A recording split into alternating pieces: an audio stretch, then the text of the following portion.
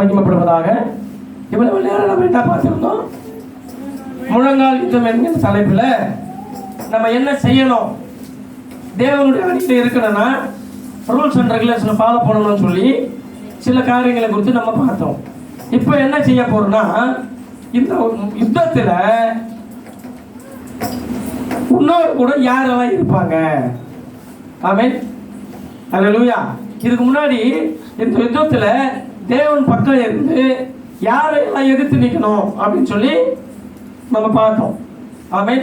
வானமண்டல பொல்லாதாவிகள், பிரபுத்துவ அந்தகார லோகாதிபதிகள், குட்டி பிசாசுகள், இதெல்லாம் நம்ம எதிர்த்து நிற்கணும்னு சொல்லி பார்த்தோம். இப்போ நீ செய்ய போகிற அந்த யுத்தத்தில், தேவன் நம்மை பழக்க வைக்கிற அந்த யுத்தத்தில், தேவனோடு கூட இருந்து நீ செய்ய போகிற யுத்தத்தில், நீ நானும் செய்ய போகிற யுத்தத்தில் நம்மோடு கூட யாரெல்லாம் இருப்பாங்க? என்ன தலைப்பு? நம்மோடு கூட, அதாவது நீ செய்ய போகிற இந்த யுத்தத்தில் உன்னோடு கூட யாரெல்லாம் இருப்பாங்க பார்க்கலாமா? மத்தேயு எழுதின சுவிசேஷம் 18வது அதிகாரம் 10வது வசனத்தை வாசிங்க. இந்த சிறியரில் ஒருவனையும் அற்பமாய் எண்ணாதபடிக்கு எச்சரிக்கையாய் இருங்கள். இதுதான் அண்டர்லைன் பண்ணோம். அவர்களுக்குரிய தேவதூதர்கள் பரலோகத்திலே என் பரமபிதாவின் சமூகத்தை எப்போதும் தரிசிக்கிறார்களே. இதோட அர்த்தம் என்ன தெரியுமா? கவனிங்க, படிச்சு முடிச்சிட்டீங்கன்னா படிக்கும் போது தேடினே இருந்தீங்கன்னா புரியாது. ஒருத்தர் படிச்சிட்டாங்கன்னா டக்குன்னு அவங்க சொல்ற அந்த சத்தத்தை கேட்டேன்னா எல்லாருக்கும் தெரிஞ்சிடும். தேடி நின்றா குழப்பமாயிடும். ஓகேவா? அப்போ தேவ தூதர்கள் பரமபிதாவை தரிசிக்கிறார்கள். இந்த சிறியருக்கு ஏற்படுத்தப்பட்ட தேவ தூதர்கள். வீட்டில் போய் ஒரு நல்லா படிச்சு பாருங்க. இந்த சிறியரில் ஒவ்வொருவனுக்கும் ஒவ்வொரு தேவ தூதர்கள் இருக்கிறாங்க.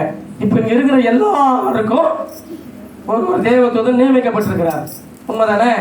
அவர் தான் நம்ம என்ன பண்றோம் ஏது பண்றோம்னு சொல்லி தேவனிடத்துல ரிப்போர்ட் கொடுக்குறாங்க. கரெக்டா? சரி, இது ஒரு பக்கம் இருக்கட்டும். அப்போ இந்த யுத்தத்தில் நம்மளோட கூட யார் இருக்கிறாங்க? தேவ தூதர்கள் இருக்கிறாங்க.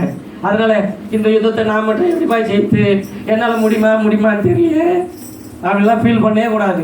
ஆமென். நீ செய்ய வேண்டிய யுத்தம் முழங்கால் யுத்தம், ஜெப யுத்தம் மட்டும்தான். அந்த யுத்தம் எப்படி நடக்குதுன்னு நான் சொல்கிறேன். ஆமென். அப்போ நம்மோடு கூட தேவனோடு கூட நம்ம இருக்க போகிறோம். தேவனுடைய அணியில் நம்ம இருக்க போகிறோம். நம்மோடு கூட யுத்தம் பண்ணுவதற்கு நமக்கு துணையாக யார் இருக்குது? தூதர்கள், தேவ தூதர்கள் உண்டு. ஆமென். ஆமென். கர்த்தர் செய்யும் யுத்தத்தில் தேவ தூதர்கள் உண்டு. சேனைகளிலே திரளான நட்சத்திரங்கள் உண்டு. திரளான நட்சத்திரங்கள் அப்படின்னா என்ன தெரியுமா? தேவ தூதர்களுடைய கூட்டம் பிளஸ் மனிதர்களுடைய கூட்டம். நட்சத்திரங்கள்லாம் மனிதர்கள் ஏற்கனவே சொல்லியிருக்கிறேன். கரெக்டா? அதாவது பரலோகத்தில் உள்ளவைகளும் பூலோகத்தில் உள்ளவைகளும் ஆகிய அப்படின்னு சொல்லி போட்டிருக்குது. கரெக்டா? அப்ப சேனைகளில் திரளான நட்சத்திரங்கள் உண்டு. கர்த்தருடைய யுத்தத்தில் நம்மோடு கூட பங்கெடுக்க அக்கினி ரதங்கள் உண்டு. ரதங்கள் அப்படின்னா என்னமா? ரதங்கள் அப்படின்னா என்ன?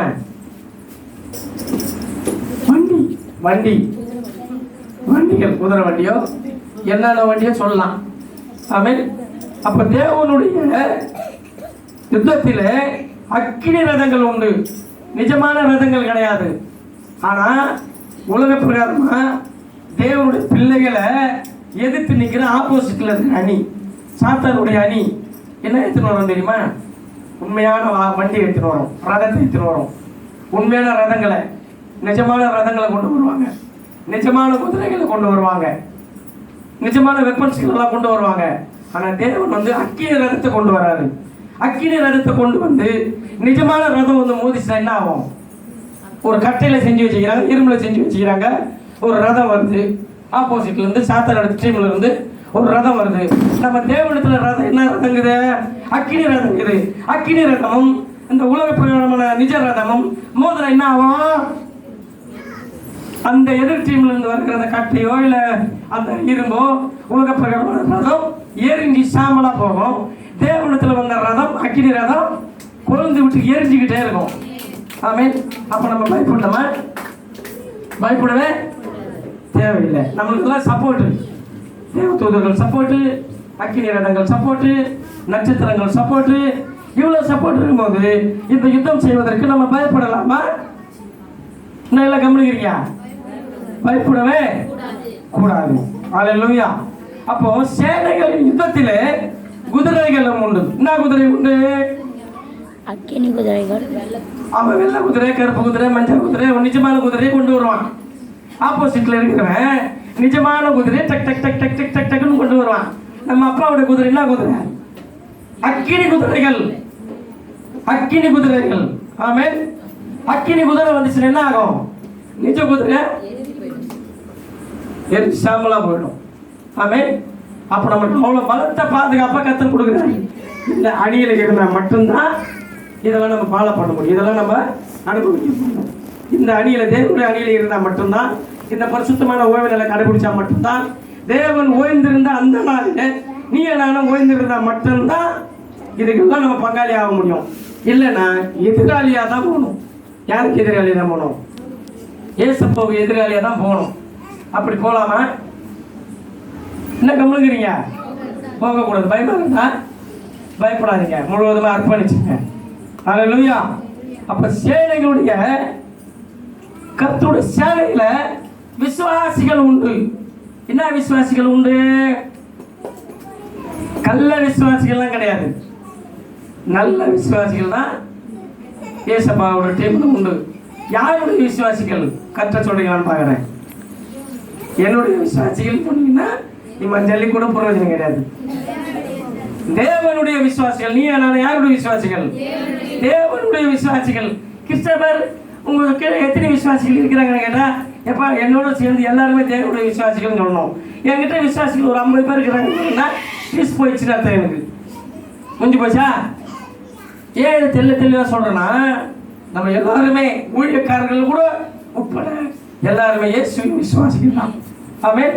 அந்த விசுவாசிகளோட கூட்டத்தில் நீ நானும் உண்டு. ஆமென். அப்ப நல்ல விசுவாசிகளா இருக்கணும், கர்த்தருடைய சித்தத்தை நிறைவேற்றணும், கர்த்தருடைய சத்தியத்தை கை கொள்ளணும். அல்லேலூயா. அதுக்கு நீ 7ஆம் நாளா அனுசரிக்கணும். அது சனிக்கிழமை இருக்குதுங்கிறது தெளிவா புட்டு வச்சிட்டாரு. கரெக்டா? இதுக்கப்புறம் நீ எப்படி இருக்க போறோன்னு நம்ம தான் முடிவு பண்ணிக்கணும். நாளைக்கு திடீர்னு நல்லா பரிசுத்தமா பர்ஃபெக்டா இருந்துட்டு லாஸ்ட்ல வந்து கட்டாயப்படுத்தி என்னை வந்து ட்ராக் மாற வச்சுட்டாங்க பிரதர். போன வாரம் சொன்ன மாதிரி எல்லாத்துக்கும் கட்டாயப்படுத்துவாங்க, எல்லாத்தையும் நிர்ணயிக்க முடியாது. கரெக்டு தானே? ஆமென். தேவன் என்ன சொல்றாரோ அதை செய்யணும். ஆமென். என்ன சரியா? முடிக்கலையா? முக்கியமான ஒரு செய்தி முடிச்சிடலாம். கரெக்டாக சார்பாக முடிச்சிடுவேன். ஓகேவா? இது வரைக்கும் ஒரு சப்ஜெக்ட் முடிஞ்சிச்சா? இப்போ அப்படியே தொடர்ச்சியாக வரேன். இந்த யுத்தம் எப்படி நடக்கும்? இப்போ என்ன பார்த்தோம்? நம்மோடு கூட யாரெல்லாம் இருப்பாங்கன்னு பார்த்தோம் அந்த யுத்தத்தில். இப்போ இந்த யுத்தம் எப்படி நடக்கும் அப்படின்னு சொல்லி பார்க்கலாமா? எடுத்துக்கங்க. எபேசியர் 6:12 நடக்கிறது வாசிங்க. மாம்சத்தோடும் ரத்தத்தோடும் அல்ல இந்த யுத்தம், துரைத்தனங்களோடும் அதிகாரங்களோடும் இப்பிரபஞ்சத்தினுடைய அந்தகார லோகாதிபதிகளோடும் வான மண்டலத்தில் உள்ள பொல்லாத ஆவிகளோடும். எத்தனை அசுத்த ஆவி சொன்னாங்கம்மா இவங்கப்பா? திரும்ப ஒரு விசுவாசிங்க. ஏனெனில் மாம்சத்தோடும் ரத்தத்தோடும் அல்ல. புரிஞ்சுக்க, எந்த மனுஷன் நம்ம எதிர்த்து யுத்தம் பண்ணக்கூடாது. அப்ப யாருக்கிட்ட யுத்தம் பண்ண சொல்லுமா? துரைத்தனங்களோடும் அதிகாரங்களோடும் இப்பிரபஞ்சத்தோட அந்தகார லோகாதிபதிகளோடும் வான மண்டலத்தில் உள்ள பொல்லாத ஆவிகளோடும் நமக்கு போராட்டம் உண்டு. எப்பா இந்த யுத்தத்துல துரைத்தனங்களை எடுத்து யுத்தம் பண்ண சொல்றாரு. வான மண்டலத்தில் இருக்கிற பொல்லாத ஆவியை எடுத்துட்டு யுத்தம் பண்ண சொல்றாரு. சாத்தாங்க நம்ம கண்ணீரில் வந்து நிற்கிறான், ஒரே குத்துருத்துக்க. எல்லாரும் கவனிங்க. சாத்தான் எதிர்த்து நிற்கிறான், மானசிகமா வந்து எதிர்த்து நிற்கிறான்னா ஒரே குத்துலாம். சாத்தான் ஆவியாக இருக்கிறான். கரெக்டு தானே? அவனோட டீம் குட்டி பிசாசுகளாக எப்படி இருக்குது? ஆவியா இருக்குது. அப்போ அந்த ஆவியோடு கூட நம்ம போய் எப்படி சண்டை போட முடியும்? பயங்கரமான ரகசியம். நல்லா கேளுங்க. வார்த்தைகள் மூலமா சண்டை போட முடியும். டெலிவரன்ஸ் ப்ரேயர் பண்ணும்போது எத்தனை பேர் பார்த்துக்கிறீங்க? டெலிவரன்ஸ் பிரேயர் யாருக்கு பிசாசு பிடிச்சிருக்குதோ அவங்கள ஒரே குத்தா குத்துறான். இயேசுவின் நாமத்தில் விலகி போ பிசாசு கட்டளை இடுறோம். அப்போ அது ஆவியா இருக்குது. அப்போ ஆவியா இருக்கிற அந்த சாத்தானை ஆவியா இருக்கிற தேவனுடைய வார்த்தைகளை சொல்லி கடிந்து கொள்ளும் போது கமாண்ட் பண்ணும்போது அந்த பிசாசு ஓடி போகுது. கரெக்டு தானே? அப்போ மாம்சத்தோடும் ரத்தத்தோடும் நமக்கு யுத்தம் இல்லை. அந்த ஆவிக்குரிய சாத்தான இடத்துல தான் நமக்கு யுத்தம் உண்டு. அதனால நம்ம மாம்சிக்கு எடுத்து போய் கையில் குத்தலாம் முடியாது. கரெக்டு தானே? ஒரே ஒரு யுத்தம் அப்படியே முழங்கால் பண்ணிட்டு ஏசப்பா இந்த பிசாசு நிற்கிறீங்கள உங்க நாமத்தினால நான் கடிந்து கொள்கிறேன் அப்படி சொல்லி வார்த்தையினால ஜபத்தினால நம்ம யுத்தம் பண்றோம். வார்த்தையின் வார்த்தையினால முழங்கால் யுத்தம் பண்றோம். நல்லா கவனிங்க. அப்ப என்ன நடக்குது தெரியுமா? நம்ம யுத்தத்துல தேவதூதர் இருக்கிறார்ல, நம்ம கூட ஒரு தேவதூதர் இருக்கிறார்ல. இப்ப நான் ஜபம் பண்றேன், பொல்லாத ஆவியே இயேசுவின் நாமத்தில் நான் உன்னை கடிந்து கொள்கிறேன். இப்போ நான் உன்னை கட்டி போடுறேன்னு சொல்லிட்டு வாயில தான் நான் சொல்றேன். செயலில் ஒரு காரியம் நடக்கும். எப்படி நடக்கும்? தேவதூதரும் ஆதியாகிறார், சாத்தானும் ஆதியாகிறான், பிசாசும் ஆதியாகிறான். நம்ம மாம்சிகமா இருக்கிறோம். தேவனுடைய நாமத்தினால இயேசுவின் நாமத்தினால கட்டளை கொடுக்கும்போது தேவதூதர்கள் நமக்கு பணிவிடை ஆவிகளா இருக்கிறாங்க. உடனே அவன் செயல் பொருளை கட்டி போட்டுருவான். தேவனுடைய மனுஷன் சொல்லிட்டான், அதனால நான் கட்டி போடுறேன். முந்தி போச்சா கதை? இதுதான் நம்ம செய்ய வேண்டிய யுத்தம். ஆமென். ஹல்லேலூயா. அப்போ தேவனுடைய யுத்தம், கர்த்தருடைய யுத்தம், அதை நம்ம கூட தான் செய்வார் அவர். ஹல்லேலூயா. அப்ப இப்படி தொடர்ந்து வாசியம் அத ஆகையால் அவைகளை நீங்கள் எதிர்க்கவும் சகலத்தையும் செய்து முடித்தவர்களாய் இருக்கவும் திராணி உள்ளவர்கள் ஆகும்படிக்கு தேவனுடைய சர்வாயுத வர்க்கத்தை தரித்துக் கொள்ளுங்கள். போதுமா? திராணி உள்ளவர்கள் ஆகணும்னா இப்ப நம்ம திராணி உள்ளவர்களா கொஞ்சம் கொஞ்சமா மாத்திக்கினே வராரு, பரிச்சு கொடுத்துக்கிட்டே இருக்கிறாரு. எதுக்கு புரியுது? இப்படிதான் திராணி உள்ளவர்களா மாறணும், இல்லைன்னா சாப்டரே க்ளோஸ். ஆமென். அப்போ திராணி உள்ளவர்களை மாறுவதற்கு தான் இந்த ரகசியங்களை சொல்லிக் கொடுத்து இந்த சத்தியங்களை சொல்லிக் கொடுத்து கர்த்தர் நம்மளை உயிர்ப்பித்து நடத்துறாரு. ஆமென். இப்ப இந்த யுத்தம் எப்படி நடக்கும் சொல்லிட்டுனா நம்ம வாயின் வார்த்தைகள் மூலமா சொல்ல போறோம், தேவதூதர்கள் செயல் மூலமா செய்ய போறாங்க. இப்படிதான் இந்த யுத்தம் நடக்கும். ஹல்லேலூயா. இந்த யுத்தம் மெயினான ஒரு கான்செப்ட் சொல்றேன், நிஜமாலுமே நடக்கும். நிஜமாலுமே நடக்கும். இது யார் யாருக்கு நடக்கும், யார் யாருக்கு நடக்கும், எப்படி நடக்கும் அப்படின்றத நான் சொல்ல போறேன் இப்போ. ஆமென்.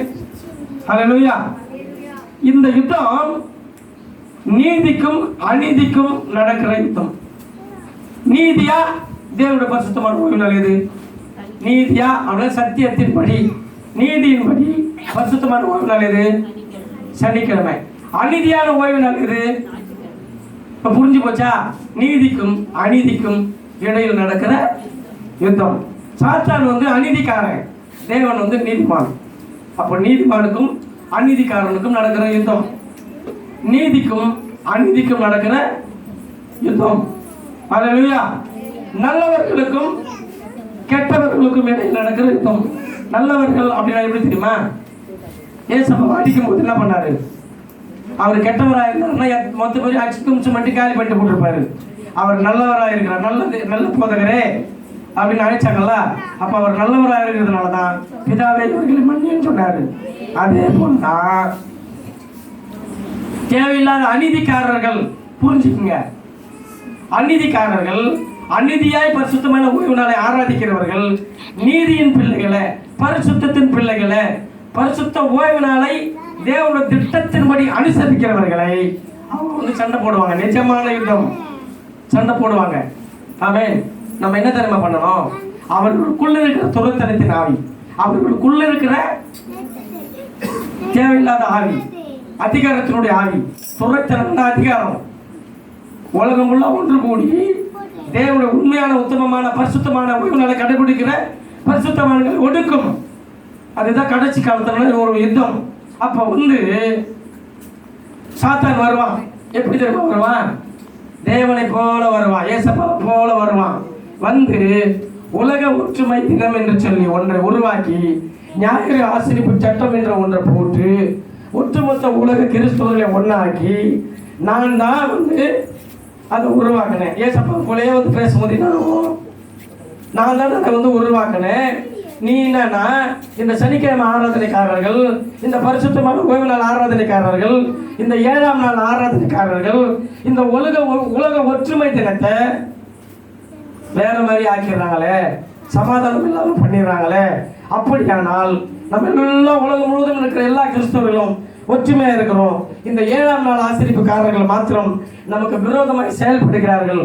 அதனால போய் அவங்களை அடிச்சு தும்சம் பண்ணுங்க, இடர்களை உண்டாக்குங்க. அவங்க அந்த பரிசுத்தமான ஓய்வு நாளை கடைபிடிக்க கூடாதபடிக்கு நம்ம பக்கம் திருப்பிடுவாங்க. ஏன் தெரியுமா? அதில் தான் பயங்கரமான ஒரு ட்விஸ்ட் இருக்குது. இவங்க கரெக்டாக தேவனுடைய சித்தத்தை நிறைவேற்றுறாங்க. அப்படியே நிறைவேற்றிட்டு போனாங்கன்னா நமக்கு அதெல்லாம் சாப்டர் க்ளோஸ். தேவன் பரிசுத்தமான ஓய்வு 7ஆம் நாள் என் கூட சவால் விட்டாரு. அது அவர் ஜெயிச்சிட மாதிரி ஆகிடும். அதனால அவர் ஜெயிக்கவே விடக்கூடாது. அதனால 7ஆம் நாள்காரர்களை எப்படியாவது திசை பண்ணி என்ன பண்ணு, பலாத்காரம் கூட பண்ணு. அவங்க ஓடி வந்து நம்ம துண்டக்காரன்னு அந்த 7ஆம் நாள் அனுசரிக்காதபடிக்கு உடையாந்துடணும். நீ நல்ல மாதிரியா சொல்லுவியோ, இல்லை அடிப்பியோ, இல்லை திட்டுவியோ, இல்லை கொலை கூட பண்ணு. ஆமென். சாவச்சிட அவங்கள. அதுதான் ரத்த சாட்சியா மாதிரி. இப்ப புரியுதா? அப்ப அந்த ரத்த சாட்சியோட எண்ணிக்கை நிறைவேறும்.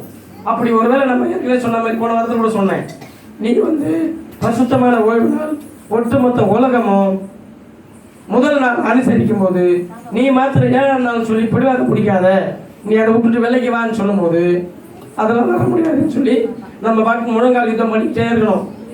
நம்ம முழங்கால் யுத்தம் பண்ணிக்கிட்டே இருந்தோம்னா ஒரு ரகசியத்தை சொல்லி முடிச்சிடுறேன். தேவன் ஆவியாகிறாரு.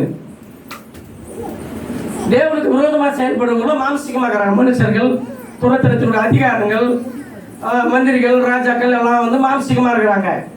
தேவன் வந்து ஆவியா இருக்கிறாரு. மாம்சத்தோடு கூட தேவன் யுத்தம் பண்ணுவாரு. ஆவியோடு கூட நம்ம யுத்தம் பண்ணோம். எவ்வளவு பயங்கரமான ஒரு மகிமையான ஒரு காரியத்தை நம்ம கொடுத்துருக்கிறேன் பத்தியா. ஏன்னா நான் உன் தகப்பனா இருக்கிறேன், நான் ஆவியா இருக்கிறேன், நான் வந்து இந்த மாம்சத்தோடு கூட சண்டை போட்டுக்கிறேன். ஓகேவா? நீ வந்து ஆவியோடு கூட சண்டை போடு. இது பயங்கரமான ஒரு ஸ்டைல் இல்லை.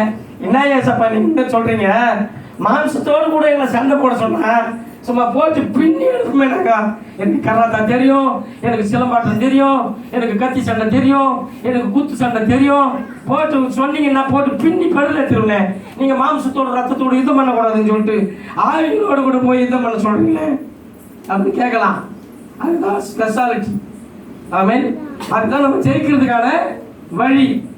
ஆமென். நீ ஆவியோடு கூட யுத்தம் பண்ணு, நான் மாம்சத்தோடு கூட யுத்தம் பண்றேன் அப்படின்னு சொல்லி அவர் வருவார். ஆமென். அதுதான் ஏசப்போட 2வது வருகை. அது வரைக்கும் ஏசப்பா வரமாட்டார். ஆமென். இந்த சம்பவம் நடக்கிற வரைக்கும் ஏசப்பா வரமாட்டாரு. இந்த ரகசியம் வருகின்றதெல்லாம் சுத்த போய் எதையும் நம்பாதீங்க. ஆமென். இதெல்லாம் எப்போ தெரியுமா நடக்கும்? அந்தி கிறிஸ்து வந்து ஆல்ரெடி இருக்கிறான், பகிரங்கமா இன்னும் வெளிப்படல.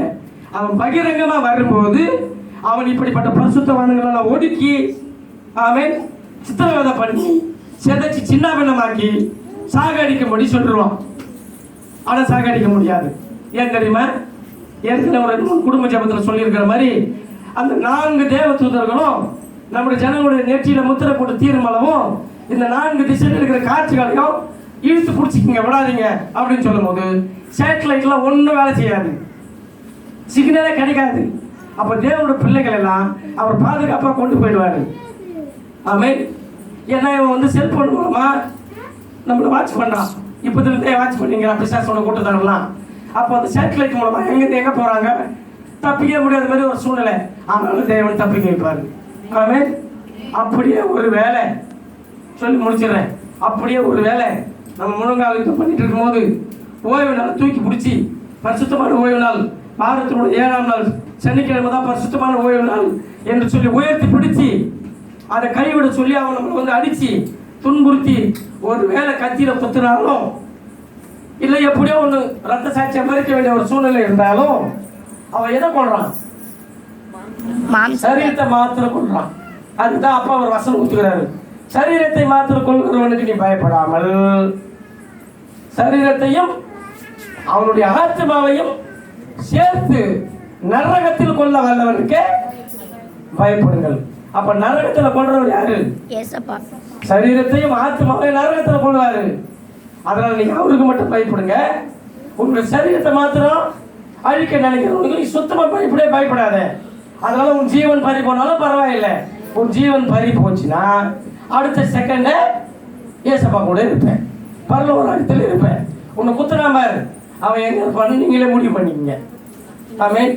அப்போ இந்த முதலாம் நாள் அனுசரிக்கிறவர்களுக்கும் பரிசுத்தமான ஓய்வு நாள் 7ஆம் நாளை அனுசரிக்கிறவர்களுக்கும் யுத்தம் நடக்கும். ஆமென். ஆனா நம்ம சகோதரர்களை யாரையுமே அடிக்கவும் கூடாது, திட்டவும் கூடாது, சண்டை போடவும் கூடாது. ஆமென். ஏசப்பா இவர்கள் செய்து தெரியாம செய்தாங்க. உங்களுடைய பரிசுத்தமான ஓய்வு நாள் வாரத்தினுடைய 7ஆம் நாள் அது சனிக்கிழமைன்றது தெரியாம சாத்தான் பேச்சை கேட்டுக்கின்னு, ஒரு துரத்தனத்தினுடைய ஆவியை பேச்சை கேட்டுக்கின்னு, ஒரு ஸ்தாபனத்தினுடைய பேச்சு கேட்டுக்கின்னு, அதிகாரத்தின் மூலமாக இப்போ இவங்க தெரியாம வந்து தேவனுக்கு தொண்டு செய்யறேன்னு நினைச்சுக்கிட்டு உங்களுடைய உண்மையான பிள்ளைகளாக எங்களை கொல்ல வர்றாங்க ஏசப்பா. அதனால அவங்களை முழு மனசாரம் பண்ணிச்சுங்க. அவர்களையும் நீங்க ரட்சிப்புக்குள்ள கொண்டு வாங்கன்னு சொல்லி ஜெபம் பண்ணணும். இதுக்கு பேர் தான் முழங்கால். நீ திருப்பி அடிக்கவும் கூடாது, பேசவும் கூடாது, தேவையில்லாதவர்களெல்லாம் செய்யவும் கூடாது. இப்போ எத்தனை பேருக்கு புரிஞ்சிச்சு? அதனால தான் இப்பத்துல இருந்தே ட்ரைனிங் எடுக்க சொல்றாரு. உன் சொந்த பந்தங்கள்ல, உன் அக்கா தங்கச்சி கூட, உன் மாமா மச்சான் கூட, உன்னோட உறவுகள் கிட்ட தயவு செய்து சண்டை போடாதீங்க. எத்தனை பேருக்கு புரியுது? சண்டை போட்டீங்கன்னா சாத்தானுடைய டீம்ல இப்பத்துல இருந்தே இருக்கணும்னு அர்த்தம். ஆமென். ஆல்ரெடி பரலோகத்தில் நடந்த யுத்தம் தான் இது. இது இந்த உலகத்தில் அப்படியே குடும்பத்தில் தனிநபர்கள் நடக்குது, குடும்பத்தில் நடக்குது, தேசத்தில் நடக்குது. இது வரைக்கும் நடந்துக்கிட்டு தான் இருக்குது. இதோட உச்சகட்டம் தான் முழங்கால் யுத்தம், ஃபைனல். அதுக்கப்புறம் தேவனோட வருகை. இப்போ 7ஆம் நாள் இருக்கிறோமா?